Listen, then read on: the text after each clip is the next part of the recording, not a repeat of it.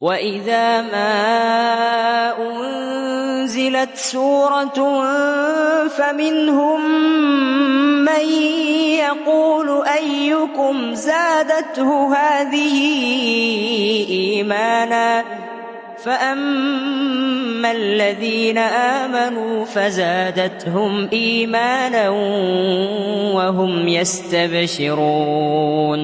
Saudi আরবে 133টি দেশকে পিছনে ফেলে বিশ্বজয় করেছে আমাদের নুরুদ্দিন জাকারিয়া। আমরা শুরুতে একটু নুরুদ্দিন জাকারিয়ার কণ্ঠে তিলাওয়াত শুনবো ইনশাআল্লাহ। أعوذ بالله من الشيطان الرجيم بسم الله الرحمن الرحيم يا أيها الذين آمنوا قاتلوا الذين يلونكم من الكفار وليجدوا فيكم غلظة واعلموا أن الله مع المتقين وإذا ما أنزلت سورة فمنهم من يقول أيكم زادته هذه إيمانا فأما الذين آمنوا فزادتهم إيمانا وهم يستبشرون صدق الله العظيم। মাশাআল্লাহ, অনেক সুন্দর তিলাওয়াত।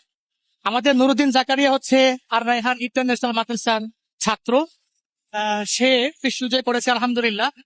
আর রায়হান ইন্টারন্যাশনাল মাদ্রাসার সম্মানিত প্রতিষ্ঠাতা পরিচালক আমার বাজান মুফতি আব্দুল কাইয়ুম মোল্লার সঙ্গে আছেন। উনি এখন একটু মন্তব্য করবেন ওনার কাছে কেমন লাগছে। আমি আশা করবো যে ওনার কাছে অনেক বেশি ভালো লাগছে, আমাদের কাছেই তো ভালো লাগছে, কারণ এই সাতখোলা বাসে আমরা বিশ্বজয়ী হাফেজদেরকে সংবর্ধনা দিতে পারছি।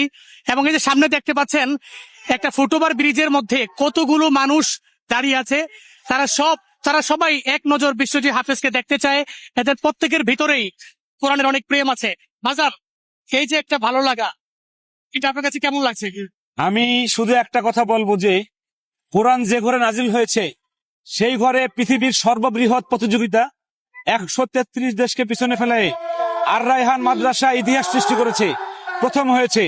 এবং এই বিজয় সমগ্র বাংলাদেশের 18 কোটি মানুষের। আমাদের জুনায়েদ আল হাবিব আজকে এই বিশ্বজয়ী হাফেজকে সংবর্ধনা জানাতে এসেছে। আমি জুনায়েদ আল হাবিবকে আন্তরিক মোবারকবাদ জানাই এবং সমগ্র বাংলাদেশের সকল মাদেরকে আমি বলবো, আপনার সন্তানকে বিশ্বজয়ী হাফেজ বানান, আপনার সন্তানকে বিশ্বজয়ী হাফেজ বানান, আপনার সন্তানকে বিশ্বজয়ী হাফেজ বানান। আসলে আমরা শুধুমাত্র বিশ্বজয়ী হাফেজদেরকেই সম্মান জানাচ্ছি না, আমরা আল্লাহর কোরআনকে সম্মান জানাচ্ছি আলহামদুলিল্লাহ।